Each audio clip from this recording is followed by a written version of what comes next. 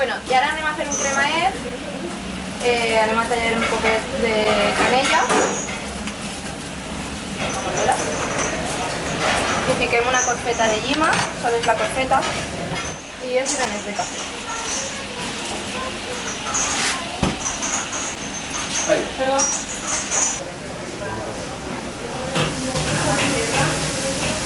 Se pot fer també en sucre o en sucre moreno, però m'agrada fer-ho en mel perquè és més natural.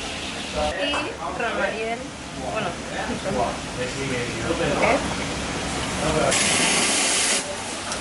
Esta que no està. I anem a cremar-lo fins que vegem que s'ha dissolt bé el ron amb la mel.